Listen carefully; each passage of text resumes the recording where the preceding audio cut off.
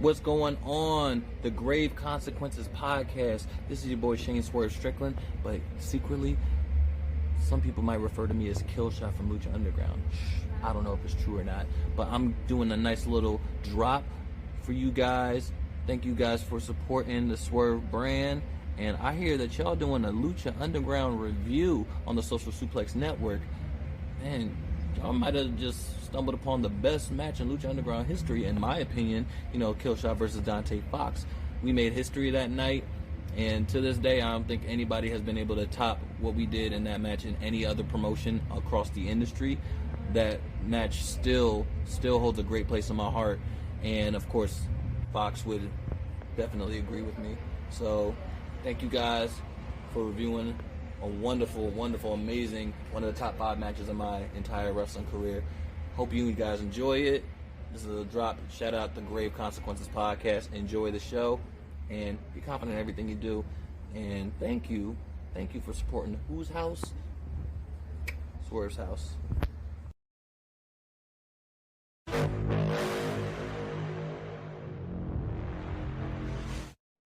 Hey there, folks, and welcome back to the Grave Consequences podcast. Of course, my name is Caleb Baldwin. You can follow me on Twitter at IamCalebB. Follow my friend, co-host, and producer Greg at XMaserati. Follow the show at GC_cast. Check out everything else here on the Social Suplex Podcast Network. Make sure you rate, review, and subscribe, or follow, if you are listening on Apple Podcast. We do greatly appreciate each of those things being done. Of course, you can always check me out every Wednesday night on Eddie and Caleb's Hero Cast right after AEW Dynamite. The day before this episode comes out, we will have reviewed Chronicles. I look forward to that. And Greg, once again, it is still April 25th. We're here to review Season 3, Episode 16 of Lucha Underground. The title of this episode is Battle of the Bulls. And I don't think we came up with we are going to use a Spanish title on this one. We're just going to use that title, but we're going to translate it. So, Batalla de los Toros is going to be the working title of this episode. That is correct. Yes, thanks for the input, Greg. It's greatly appreciated. That's what I'm here for. Yeah, before we get into this first match of the night, actually, I took a note on 2 things. One, the band that was in the bandstand. It was Metalachi. And these guys, I took a note of the song because it took me a second, but I'm like, holy shit, they played La Bamba. Dude, that was awesome. Because that was like the first song I liked as a kid. Yeah. You big Richie Valens guy. It doesn't surprise me at all. Did you cry the day the music died? I cry every day the music dies. Yeah, absolutely. Absolutely. So we're getting right into it, man. First match of the night, Battle of the Bulls finals. This is an elimination fatal 4-way. Of course, we got the Mac versus PJ Black versus Jeremiah Crane versus Cage. I'm going to go right through this real quick. The first thing I wrote down was PJ and Crane were both in a 69 position when the Mac sentoned onto both and pinned both of them, but only for a count of 2. And he barely made it too. It almost looked like he just laid on him, but he did legitimately try to do the double moonsault. Oh yes, yeah. Absolutely. At one point, At one point, Jeremiah Crane hits a reverse electric chair to PJ Black, and PJ Black goes face first onto the apron. It was a rough landing. Absolutely. At another point, Jeremiah Crane is powerbombed onto the Mac's back by Cage, but only for a 2 count. Cage is rolling, just like Limp Bizkit when Tejano shows up with the sandpaper snake. And a flurry of offense from the other 3 competitors, a stunner, and then a springboard 450. And Cage is eliminated by PJ Black. He's your first elimination. Just to remind us that he is still in a best of 5 with Tejano, and he does still have a 2-1 lead. Now, I was a little confused on why Tejano interfered, because they were making it sound like he was getting revenge for something, and they were saying because he won the Battle of the Bulls, but Cage didn't really cheat to do that. No, he stole the pin from Tejano, though. Yeah, but is Tejano supposed to be a good guy now? So this was kind of like tweener the heel activity. Yeah, Yeah, but I mean, shades of gray, so I suppose it's a little excusable. It is. It just took me. I didn't expect it because I didn't remember it, and Yeah. there was a. It just took me by surprise, but I did love the fact that PJ Black used it for that moment as an opportunity to get some heat by getting that pin over Cage, because the Yeah. audience didn't like it. No, of course they didn't. Cage is their guy. Hey, who's the guy from Ready to Rumble? Oh my God, did you notice that too? Yeah, that was him, right? David Arquette. Yeah. Yeah. Yeah, absolutely. Former WCW World Champion. It was in the arena. That was cool as hell, and it doesn't surprise me one bit because I know he loves wrestling. He was in. I mean, they're in LA, right? Like they're Yeah, California. exactly. By the way, I noticed, and I didn't write down who he was pinning at the time, but Jeremiah Crane, and he did this in the first Fatal 4-Way, but he went for a pin, only got a 2 count, but immediately transitioned from the pin to the stretch muffler. I love that. He does it really cool because he claps his hands with it too. Yes. And he did it to 2 people. I think he pinned. I think he tried to get who's left, PJ and The Mac. I think he got it with PJ first, and then he tried to go for the Mac. The Mac got out of it faster though. Yeah. Speaking of the Mac hits a stunner from the top rope on Jeremiah Crane, and Jeremiah Crane is eliminated. It was pretty cool. And then we cut to the final 2, and it feels like they just kind of like fight for like 30 seconds, and then the Mac hits a stunner, and the Mac wins. I was kind of hoping they'd tease a PJ Black victory just because I think that would have gotten the audience out of their seat because he's kind of a loser, but he's on a win. He just won a match, but it was a big match for him. Yeah. And they could have teased for more heat. They could have played around with that a little bit more. And they could. I'm sorry, go ahead. I was kind of wrapping up, so you're fine. Well, I was going to say, you've got my creative wheel spinning here. You have PJ win. You build up like, hey, in 2 weeks, they're going to have this world title match. And you kind of have Johnny be like, you're going to lay down, right? You're going to lay down, right? And PJ's like, no, I'm not going to lay down. And you do like a redemption angle, a face turn for PJ. And, there are things you could have done, but they chose not to go that route. And that's fine, especially given what we're going to get from this. Like, that's okay. I'm okay with how it ended too. But, the funny thing is I was thinking about this too. Yeah. I was thinking about if PJ Black won. Yeah. And I would have done something different. Have it go into the match and throughout, because of what Johnny said to them earlier, I was like, you guys are going to be out of Lucha, out of Worldwide Underground. Yeah. I would have like throughout the match, like PJ Black's actually trying and it's pissing Johnny off. And then every few moments, someone from Worldwide Underground, there's only 2 others.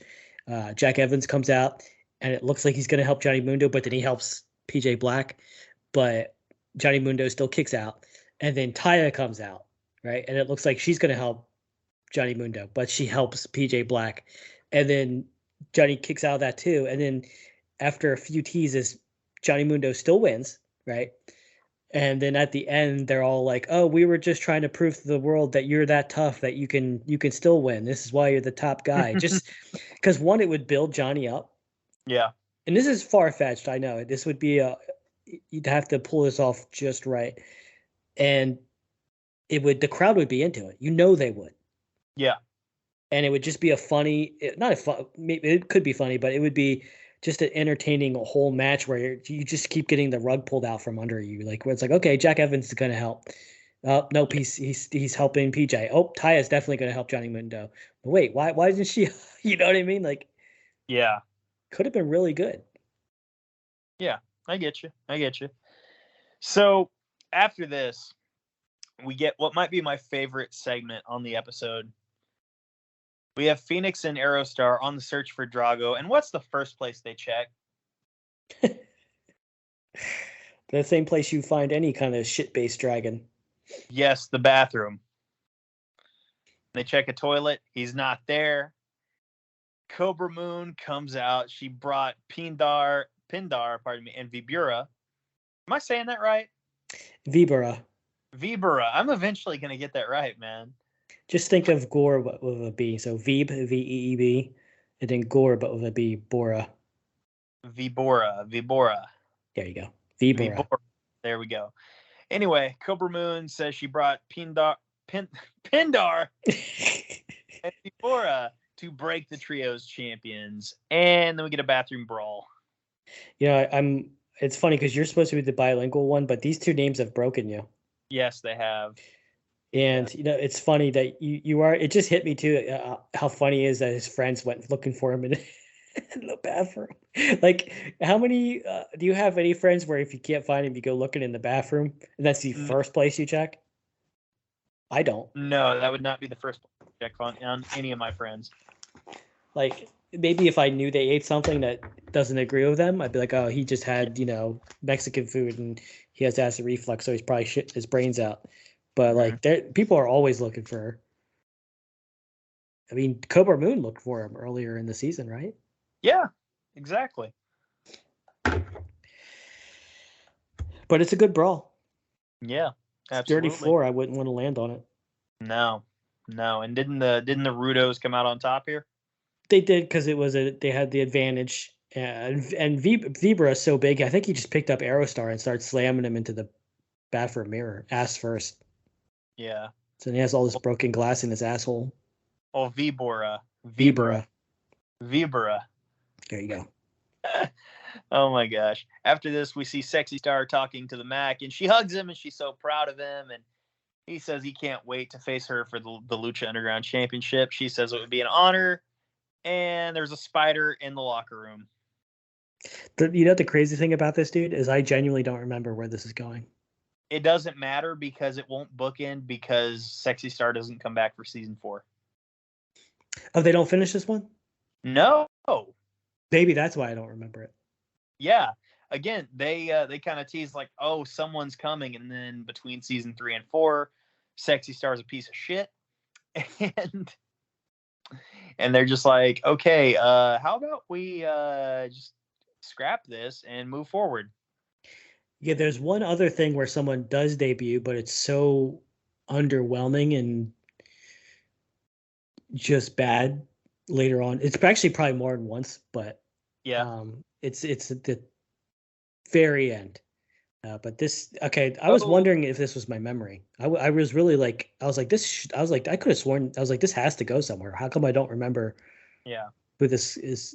Spider Girl? Like, yeah. No, I'm pretty I'm 99% confident it went nowhere. That has to be right because I have nothing in my head as to anything about this.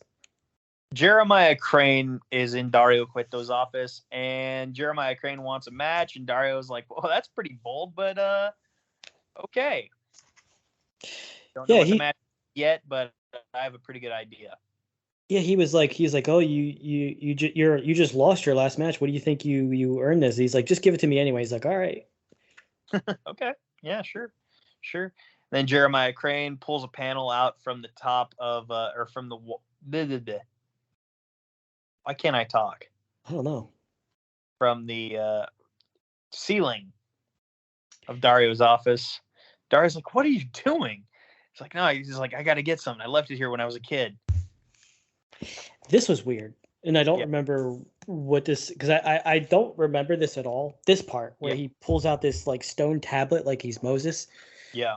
And he's like, I left this here when I was a kid. Now, that would imply the temple's been around and hasn't been changed since he was a kid. Yeah, so for like a minimum of like 25 years.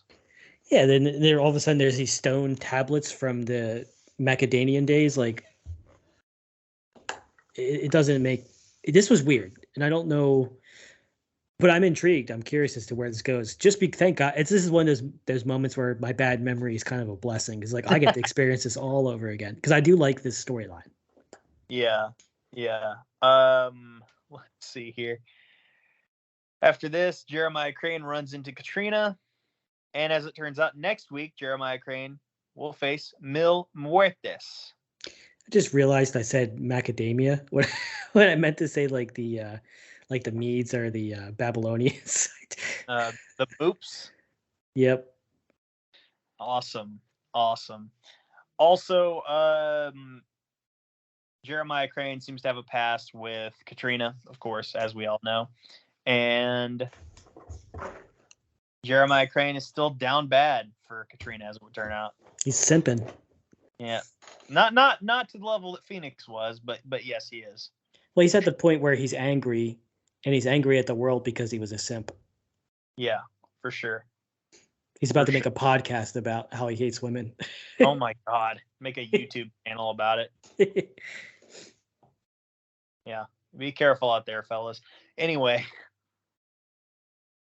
our main event, Sexy Star versus Johnny Mundo inside a steel cage for the Lucha Underground Championship.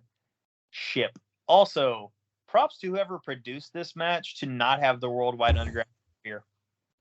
Yeah, it was one of the first cage matches that actually kept, well, not so much that it didn't keep people out of it, but people just didn't interfere.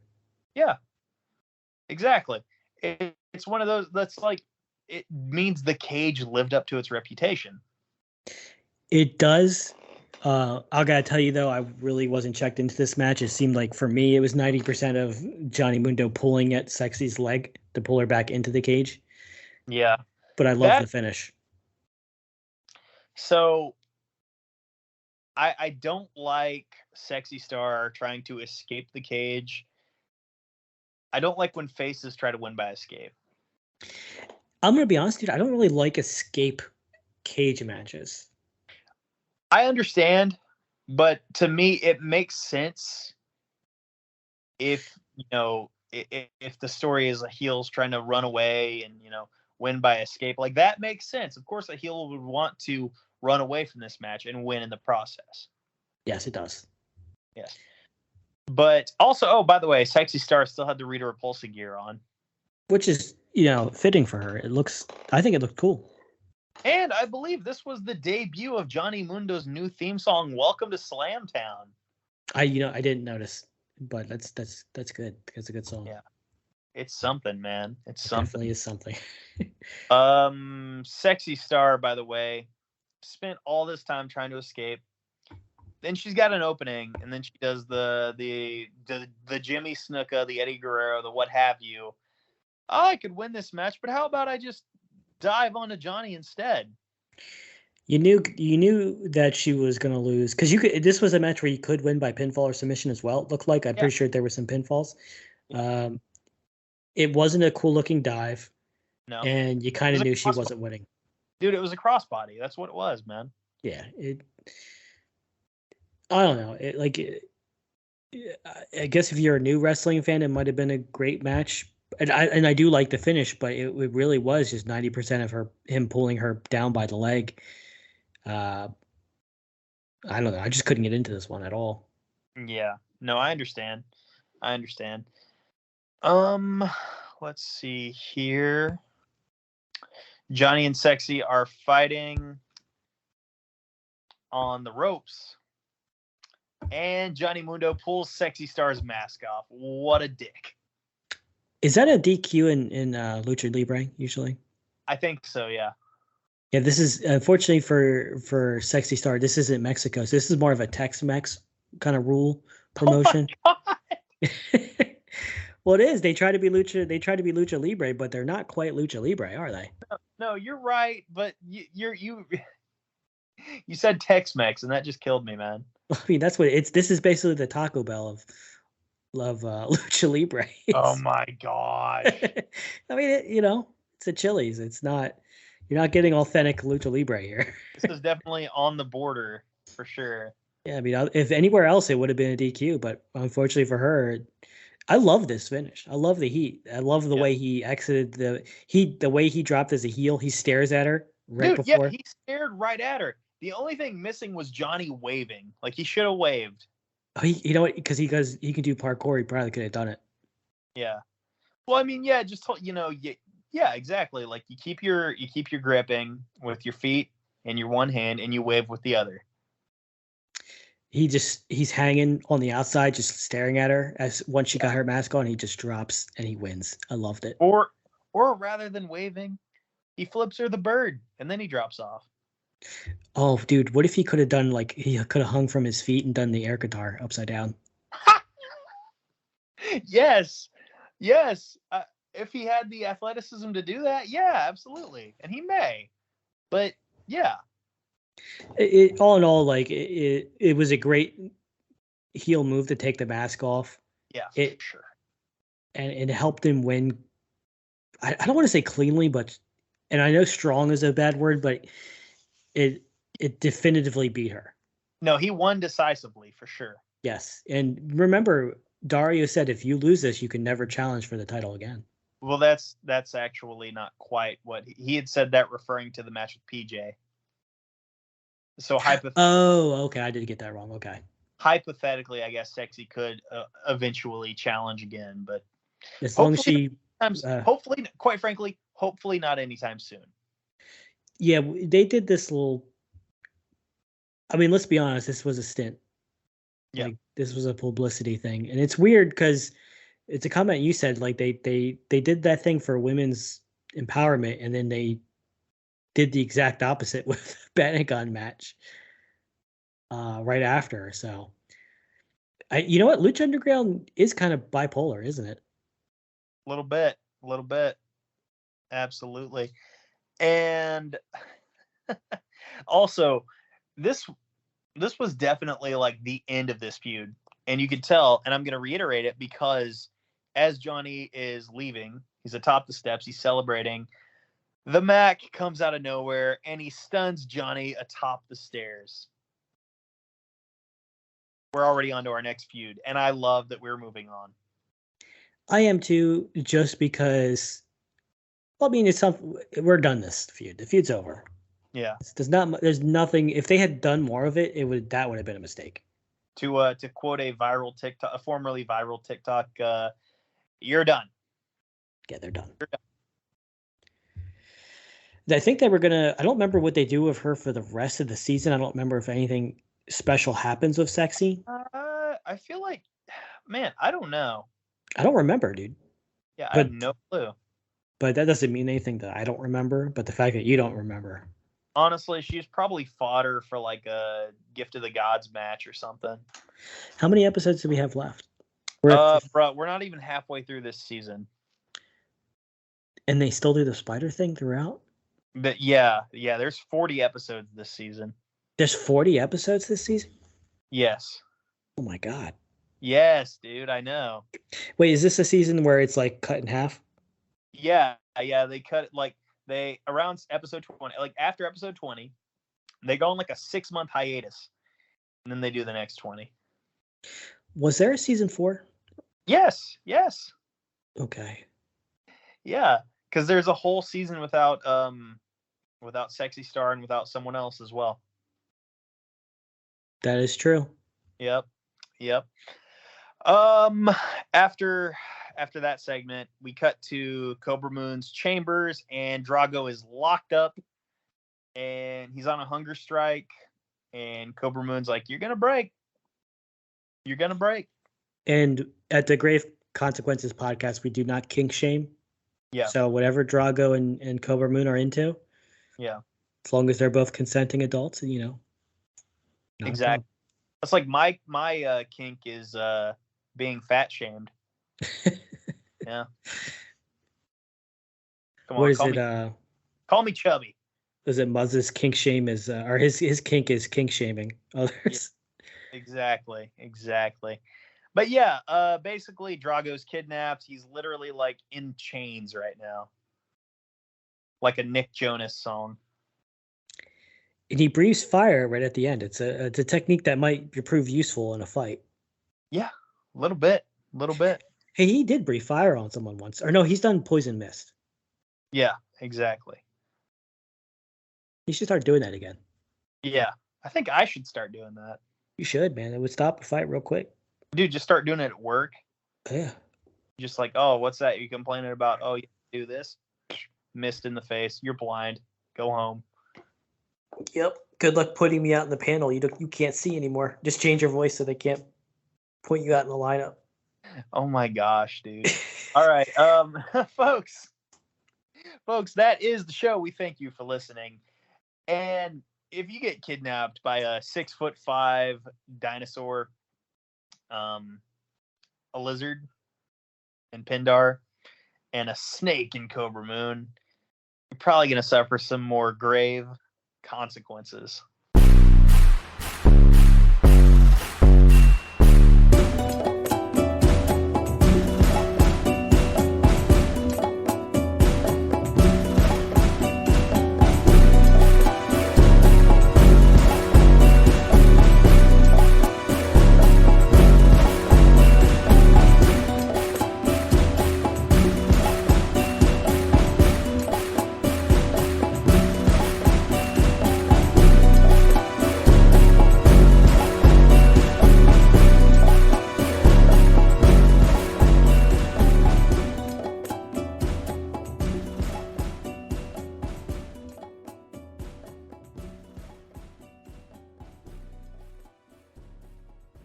Underdog Fantasy is the fastest-growing fantasy app and easiest place to play fantasy sports. Just jump on UnderdogFantasy.com or download the app, draft your team, and that's it. And if drafts aren't your thing, they also have a pick'em game where you can win 20 times your money in a single night. Use promo code RADIO, and Underdog will double your first deposit when you sign up with up to $100 in bonus cash. Deposit $100, get $100 free. That's promo code RADIO. Terms and conditions apply. You made it. Here. Finally. Checked out of office to check into the sweet views of that place you've always wanted to go. You know the one. It's nice.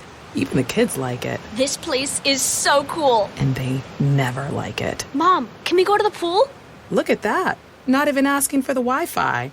When you're with Amex, it's not if it's going to happen, but when. American Express. Don't live life without it.